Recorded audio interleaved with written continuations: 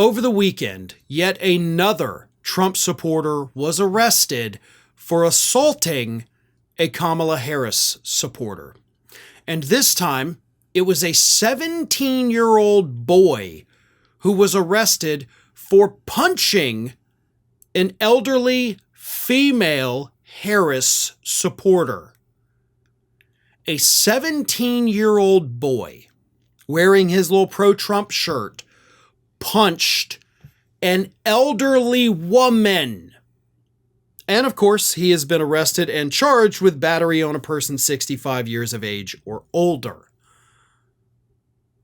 But this is not the first instance that I have had to talk about in just the last week of a Trump supporter becoming physically violent. We had the story last week of the angry Trump supporter who didn't want to take off his Trump hat, so he punched the elderly poll worker. We had another Trump supporter who didn't want to take off his Let's Go Brandon hat and became physical with a room full of African American women.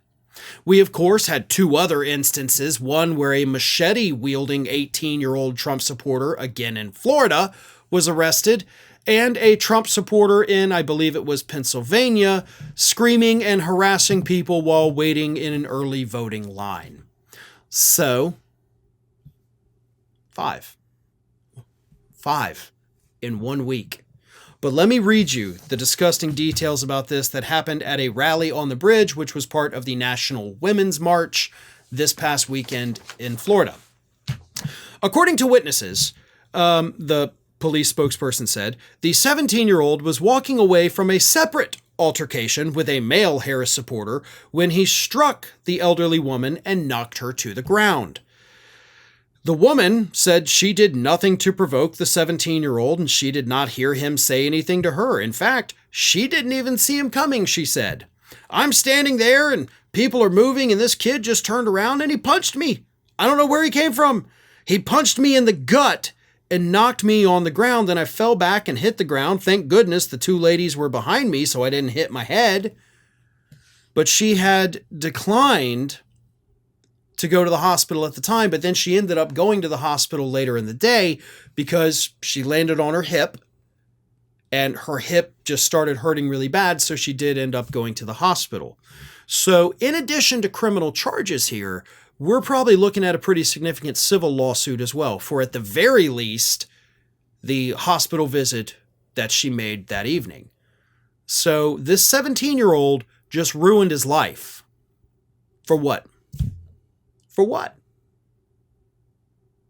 For Donald Trump, a man you can't even vote for? A man who you will literally in your life never be able to vote for. Because no matter the outcome of today, he's not going to run again. And if he did run again, I promise you, Republicans are not going to let him win a primary. So it's over. You'll never be able to vote for this man. And you threw away your life. You may have thrown away your financial security for the future, depending on if this woman decides to file a civil lawsuit against you. You may have forfeited your freedom. You may be in jail. And here in the state of Florida, if you don't pay back all your restitution, and they won't tell you really what it is, you got to go find that on, you may never be able to vote again, ever in your life, because you've never voted before. You're 17. Was it worth it? Punching an elderly woman? That's going to be your legacy now? That's who you are as a teenager, whole life ahead of you, and you throw it away for Donald effing Trump. I don't even have anything else to add that, of course, wouldn't get me in serious trouble. But you're going to have a lot of time to think about what you did and how you screwed up your life. Maybe you can turn it around in the future. But if this is who you are at 17, probably a good indication that this is just who you're going to be for the rest of your life.